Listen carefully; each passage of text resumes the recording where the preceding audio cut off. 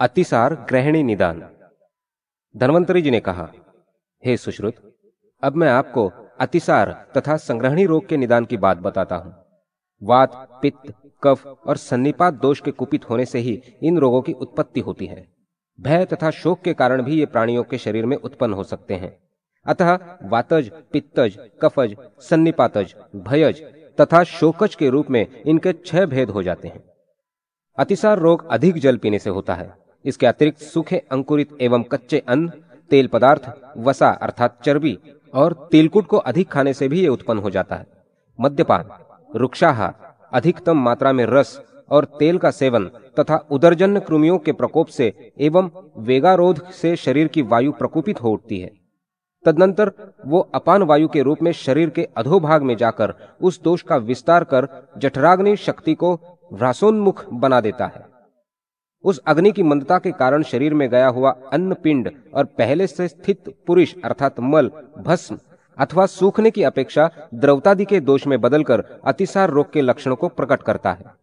उस रोग से प्रभावित होने वाले रोगी के हृदय, गुह्य भाग तथा आमाशयादि में पीड़ा होती है। शरीर में अवसाद होता है एवं पुरुष का निरोध और अपच होता है। शरीर पसीने से युक्त हो जाता है और कष्ट की उत्पत्ति होती है। वात दोष के कारण शरीर शिथिल पड़ जाता है। पाचन शक्ति सुचारू रूप से कार्य नहीं करती है तथा शरीर में विशेष प्रकार का ज्वर रहता है। उस दोष के कारण उदर में कुछ गुड़गुड़ाहट भी बनी रहती है। गुह्य भाग से बार बार सूखा हुआ फेन से युक्त स्वच्छ ग्रथित जलाइंध और पिच्छिल मल कष्ट के साथ होता है। इस रोग में मलद्वार शुष्क एवं विकृत होकर बाहर निकल जाता है। मल निकलने में कष्ट होता है। उस कष्ट के कारण रोगी लंबी लंबी सांसें छोड़ता हुआ कांपता रहता है। पित्त दोष से रोगी को पित्त, कृष्ण, हल्दी तथा नवांकुर तृण वर्ण रक्त के सहित अत्यंत दुर्गंधपूर्ण दस्त होता है। उसको तृष्णा, मूर्छा, स्वेद और दाह का प्रकोप भी होता है। कफजनित अतिसार रोग के होने पर गुह्य भाग में दाहपाक शूल उठता है और संताप जनित कष्ट होता है। इस रोग में मल द्रवयुक्त न होकर कठोर, भारी एवं घनीभूत रूप में गुदा भाग से बाहर निकलता है। वो पिच्छिल रहता है। उसी के अनुसार वो बहुत ही कम या अधिक मात्रा में उदर के अंदर विद्यमान मल स्त्रोत में पाया जाता है। मल निस्सारण के समय कष्ट के कारण रोगी को रोमांच, हर्ष, मिचली और क्लेश की अनुभूति होती है। शरीर के अंदर भारीपन रहता है और इसी के कारण वस्ती प्रदेश, गुदा भाग और उदर में भी भारीपन बना रहता है। ऐसे रोगी को दस्त होने के उपरांत भी दस्त की अनुभूति बनी रहती है। जब वो वात, पित्त तथा कफजन्य सभी दोषपूर्ण लक्षणों से युक्त हो जाता है, अर्थात रोगी के शरीर में सन्निपात जन्य अतिसार का प्रकोप जन्म ग्रहण कर लेता है, तो रोगी उस समय उक्त समस्त वातादि त्रिदोषों के लक्षण से समन्वित बन जाता है। भयवश चित्त के विक्षुब्ध होने पर स्थान विशेष में पड़े हुए रोगी के उदरभाग का मल द्रवीभूत हो उठता है। तदनंतर उस द्रवपूर्ण मल को यथाशीघ्र वायु गुह्य मार्ग से बाहर निकाल देता है, अर्थात भयवशात रोगी में मलोत्सर्ग की इच्छा बलवती हो उठती है और अंततोगत्वा उसे पानी के समान मल होता है। वात तथा पित्त दोष से होने वाले अतिसार रोग के एक समान ही लक्षण बताए गए हैं। वैसे ही लक्षण शोकज अतिसार में भी उत्पन्न होते हैं। संक्षिप्तः अतिसार रोग के 2 प्रकार हैं। उनमें प्रथम साम है और द्वितीय निराम है। साम अतिसार रोग में मल आव के सहित होता है, किंतु निराम अतिसार में आव दोष रहित मल निकलता है। उनमें एक सरक्त होता है और दूसरा बिना रक्त का होता है। साम अतिसार में मल बड़ा दुर्गंधित होता है और जल में डालने से डूब जाता है। रोगी के पेट में गुड़गुड़ाहट, विष्टंभ वेदना और मुख प्रसेक होता है। निराम के लक्षण साम से विपरीत होते हैं। कफजन्य होने के कारण पक्व होने पर भी मल जल में नहीं डूबता है। जो अतिसार में सावधानी नहीं करता उसे ग्रहणी रोग हो जाता है। अग्निमांदता को बढ़ाने वाला अत्यधिक मात्रा में किए गए दोषपूर्ण आहार विहार के सेवन से अतिसार रोग का प्रादुर्भाव होता है। जब रोगी के शरीर से साम या निराम मल अत्यधिक निकलता है तो उसे अतिसार कहते हैं। मलोत्सर्ग अधिक होने के कारण इसकी अतिसार संज्ञा है। ये स्वाभाविक आशुकारी है। यही अतिसार जीर्ण होने पर संग्रहणी रोग बन जाता है। ग्रहणी रोग में भुक्त अन्न के अजीर्ण होने पर कभी आम सहित और कभी सान्न मल निकलता है। अन्न के जीर्ण होने पर कभी पक्व मल निकलता है, कभी कुछ नहीं निकलता और कभी बार बार बंधा या ढीला दस्त होता है। ये रोग चिरकारी होता है, इसलिए इसे संग्रहणी कहते हैं। संग्रहणी चिरकारी तथा अतिसार आशुकारी होता है। इस रोग में एकाएक मल की प्रवृत्ति का बारंबार संघात होता है अथवा वो एकाएक रुक रुक कर बाहर निकलता है। ऐसा यह संग्रहणी रोग वात, पित्त, तथा कफजन्य दोष से तो 3 प्रकार का है ही, किंतु सान्निपातिक दोष के कारण भी उत्पन्न होता है। इस प्रकार ये 4 प्रकार का हो जाता है। रोगी के शरीर में शिथिलता, अग्निमांद्य, खट्टी डकार, मुख से लालास्त्राव, धूम निर्गमवत प्रतीति, तमक, ज्वर, मूर्छा, अरुचि, तृष्णा, थकान, भ्रम, अपच, वमन, कान से भनभनाहट और अंत्रकूजन ये ग्रहणी के पूर्व रूप हैं। वातज ग्रहणी रोग में तालुशोथ, तिमिर रोग, दोनों कानों में शब्द, पसली, उरु, वंक्षण और ग्रीवा में दर्द, बार बार विसूचिका, सब कुछ भोजन की इच्छा, क्षुधा, तृषा, कैंची से कतरने की पीड़ा, अफरा, कुछ भोजन करने से स्वस्थता, फेन सहित मल, ये सब लक्षण उपस्थित होते हैं। रोगी वातज, हृदरोग, गुल्म, अर्श, प्लीहा, पांडुरोग की शंका करने लगता है। देर में कष्ट के साथ पतला या गाढ़ा, थोड़ा कच्चा एवं फेनयुक्त बार बार मल आता है। गुदा में दर्द और श्वास खांसी भी उठने लगती है। पित्तज ग्रहणी रोग में रोगी पीला पड़ जाता है। उसे पीला, नीला और पतला दस्त होता है। वो दुर्गंधित, खट्टी डकार, हृदय और कंठ में दाह, अरुचि और तृषा से पीड़ित रहता है। पित्तज ग्रहणी के होने पर रोगी का मल द्रवरूप हो जाता है और कफजन्य ग्रहणी रोग होने पर रोगी को अन्न कठिनता से पचता है। उसको छरछराहट भरा वमन होता है। उसे भोजन में अरुचि होने लगती है। उसके मुंह में दाह होता है। उसको कफयुक्त खांसी आती है। उसके हृदय में उबकाई छूटती है और जुकाम हो जाता है। उसका हृदय पीड़ित और उदर भारी सा प्रतीत होता है। उस पर आलस्य छा जाता है। उसे मीठी मीठी डकार और शरीर में शिथिलता आने लगती है। रोगी को समान या कुछ कम अधिक मात्रा में कफ से युक्त मल होता है, जो भारी तथा अम्लता के दोष से संश्लिष्ट रहता है। उस रूप में प्रायः मैथुन, अशक्ति एवं रोगी की शक्ति का अधिक ह्रास होता है। इस रोग में बलवान व्यक्ति भी दुर्बल हो जाता है और उसमें रोग के सभी लक्षण दिखाई देने लगते हैं। शरीर प्रकरण के अंग विभाग नामक 3 अध्याय में जो विषम, तीक्ष्ण एवं मंद नामक 3 पित्ताग्नियां कही गई है, वो भी ग्रहणी दोष ही है। केवल समाग्नि उत्तम स्वास्थ्य के हेतु ही है। इस रोग में भी प्राणी को प्यास लगती है। अधिक मल निकलने के कारण भूख सताती है। हर क्षण शिथिल होते हुए शरीर के कारण उसके मन में विकृत चिंताएं भी बढ़ जाती हैं। समस्त रोगों का यही मल ही कारण है। इसी मल के शरीर में रहने पर प्राणी में वात व्याधि, अश्मरी, कुष्ठ, मेह, जलोदर, भगंदर, बवासीर और ग्रहणी रोग होता है। ये 8 रोग महारोग माने गए हैं। इनका निदान अत्यंत कठिन है और ये कष्ट साध्य है। मूत्राघात निदान। धन्वंतरी जी ने कहा, हे सुश्रुत, अब इसके बाद आप मूत्राघात का निदान सुने। वस्ति अर्थात पेड़ू अर्थात नाभि प्रदेश से नीचे और मूत्र प्रवाहिका के ऊपर का भाग। वस्तिशीर अर्थात मूत्र प्रवाही नली। मेंढ्र अर्थात जननेन्द्रिय अर्थात लिंग। कटी अर्थात कुल्हे के भाग के गड्ढे। वृषण और पायु अर्थात गुदा नामक शरीर के ये 6 अंग विशेष हैं, जो परस्पर एक दूसरे से संबंध और एक ही जगह ग्रथित हैं। इन सभी का आश्रय गुदा भाग में रहने वाले अस्थि विशेष के छिद्र से संबंध रहता है। पेड़ू अर्थात वस्ति अधोमुखी है। इसमें चारों ओर से सूक्ष्म शिराओं के मुखाभाग से होकर रिसाव होता रहता है। इससे वस्ति मूत्र से भरी रहती है।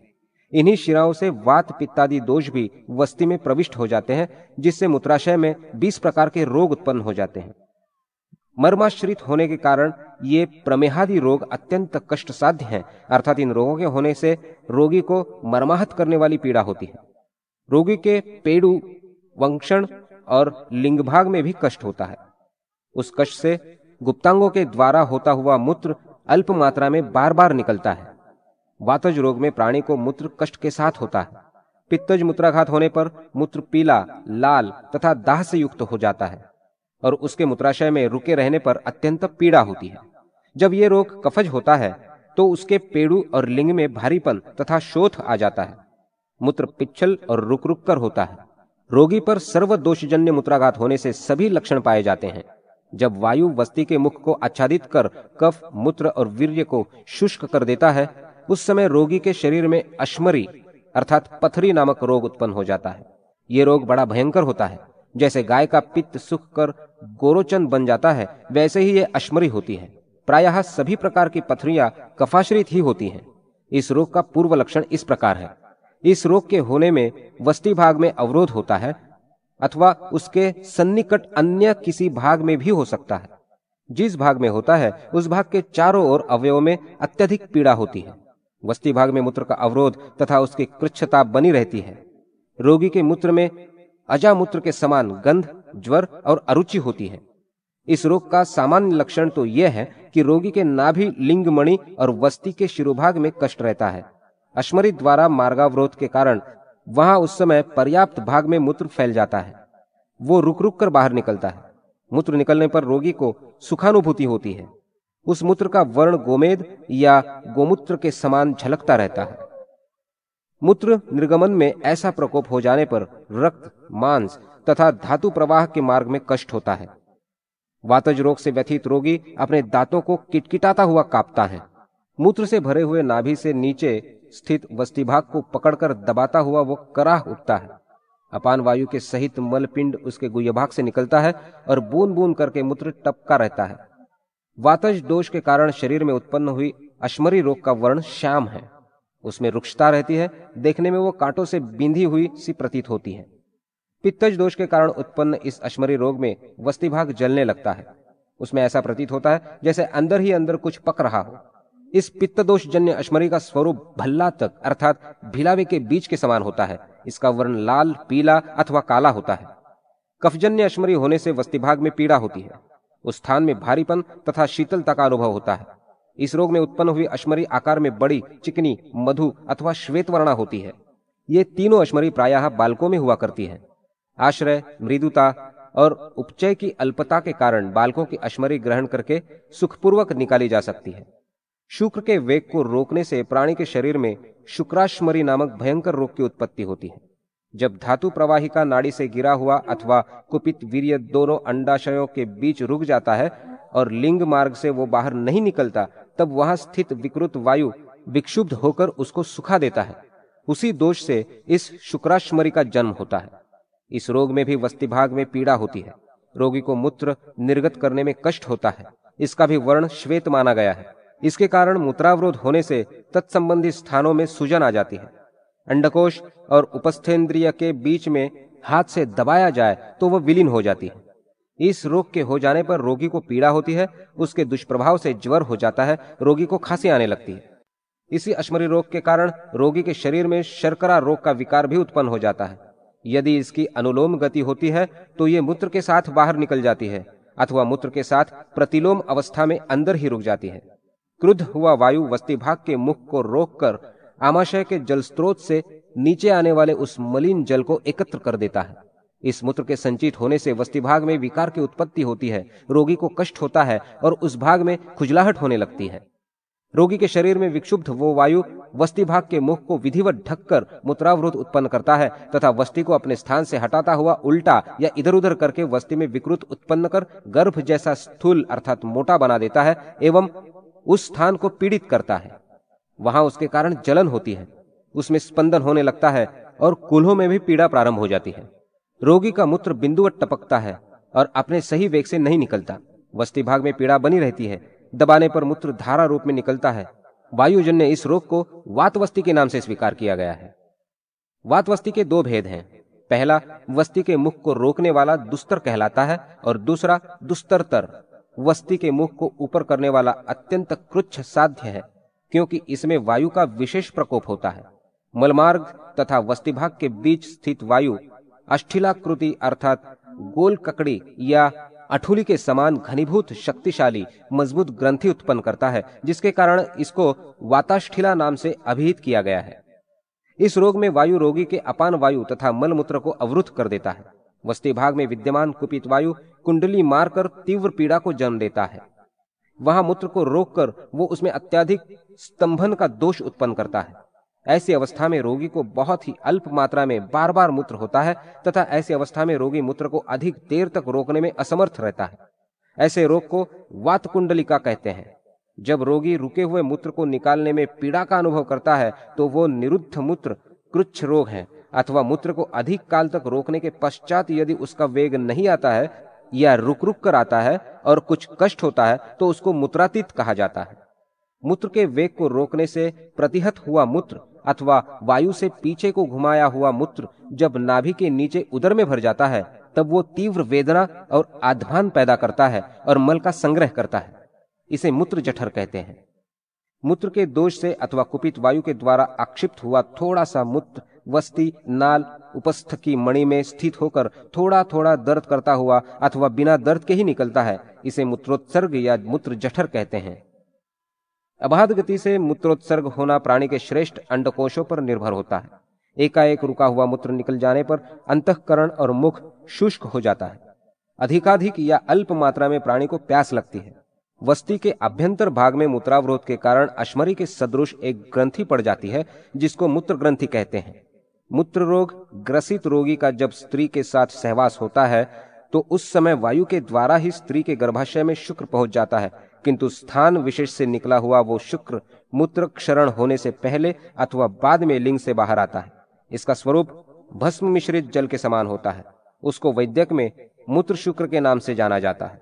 जब रुक्षता और दुर्बलता के कारण वातजन्य दोष से उपावर्त उपद्रव होता है, अर्थात शरीर के अंदर विद्यमान अपान वायु व्यान वायु से घिर जाता है, अर्थात मलावरोध हो उठता है, तो उस काल में वो मलमूत्र स्त्रोत की संसृष्टि से संयुक्त हो जाता है।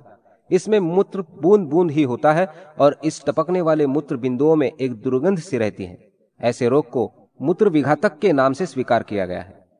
पित्त, व्यायाम, तीक्ष्ण और अम्लाहार तथा अधमान अथवा अन्य विकृतियों के द्वारा शरीर के आभ्यंतरिक भाग में बढ़ा हुआ पित्त वायु विकार वस्ती भाग में दाह उत्पन्न कर देता है, जिसके कारण रक्तयुक्त मूत्र निकलता है अथवा उष्ण रक्त ही उसकी मूत्र प्रवाहिका से बार बार कष्टपूर्वक गिरता है। इस प्रकार के कष्ट को उत्पन्न करने के कारण लोगों ने उस रोग को उष्णवात की संज्ञा दी है। रुक्षाहार तथा परिश्रम करने से श्रांत रोगी का पित्त और वायु कुपित हो उठता है। वो उसके वस्तिभाग में मूत्रावरोध, पीड़ा, क्षय और जलन उत्पन्न कर देता है। उस लक्षण से युक्त मूत्राघात कष्ट को मूत्रक्षय कहा गया है। यदि कुपित वायु के द्वारा पित्त और कफ अथवा इन दोनों का संक्षुब्ध कर दिया जाता है तो उस समय प्राणी को जलन कष्टसाध्य मूत्र निर्गमन होता है। उसके मूत्र का वर्ण पीला, रक्त तथा श्वेत हो जाता है और उसमें गाढ़ापन भी आ जाता है। वस्ती भाग में दाह भरी जलन होती है। जो मूत्र निकलता है उसका वर्ण सूखे गोरोचन तथा शंख चूर्ण के समान होता है। इस रोग को कच्छ मूत्रसाद कहते हैं। इस प्रकार विस्तार पूर्वक मूत्र में होने वाले रोगों को भी मैंने बता दिया है।